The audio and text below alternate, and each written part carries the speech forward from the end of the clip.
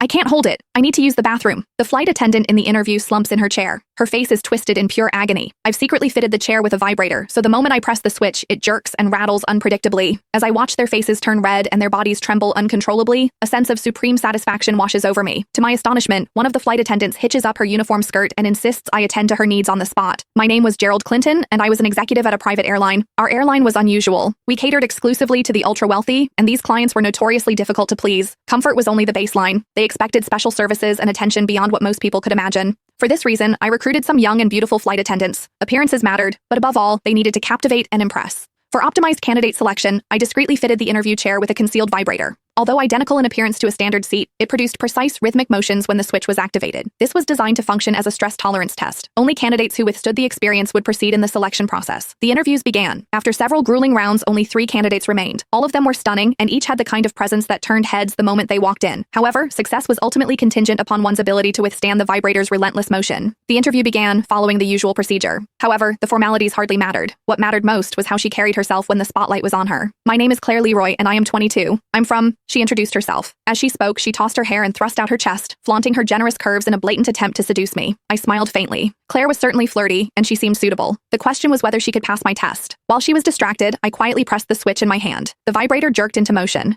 Claire sensed the unusual sensation beneath her and froze instantly. She went silent and stared at me with widened eyes. I pretended to stay calm and said, "Keep going. The interview isn't over." A faint smile tugged at Claire's lips. She rested her hands on the chair and adjusted her position, subtly parting her legs. She seemed to be enjoying it quite a bit. Occasional moans slipped from her lips as she said, "I have a big vision for the company." She didn't show the slightest hint of shyness. If anything, she became more and more animated. Her entire body rose and fell with the vibrations of the chair. I realized that Claire was really something, and she was actually enjoying this. The frequency still seemed too low, so I decided to turn it up. I pressed the button and raised the frequency of the motion. The intensified rhythm shook Claire so violently that she started trembling uncontrollably. Her chest jiggled so violently it seemed ready to leap from her torso. She gripped the chair tightly, refusing to let herself be thrown off by the vibrations. Meanwhile, her hips shifted in sync with the vibrator's rhythm. Her cheeks flushed, and she tilted her head back, parting her lips slightly. Lost in unrestrained moans, she seemed to have forgotten that the interview was still underway. The sounds she was making stirred my blood. It had been ages since I'd heard such captivating cries, especially from a freshly graduated young woman with such beautiful curves. Claire moaned and cried out, "Mr. Clinton, what's this beneath me? It feels so good." I suppressed the desire rising in my lower abdomen and coldly said, "We might encounter turbulence at any time on the plane. I'm testing your ability to handle pressure." I added, "The interview isn't over yet. Please continue." It was only then that Claire remembered she was still in the middle of the interview. She tried to sit upright and maintain her composure, but the sudden erratic motion made it impossible for her to speak clearly, let alone continue. Therefore, she came up with a solution that left me completely stunned. She lifted her skirt and took off her panties right in front of me, leaving nothing to the imagination.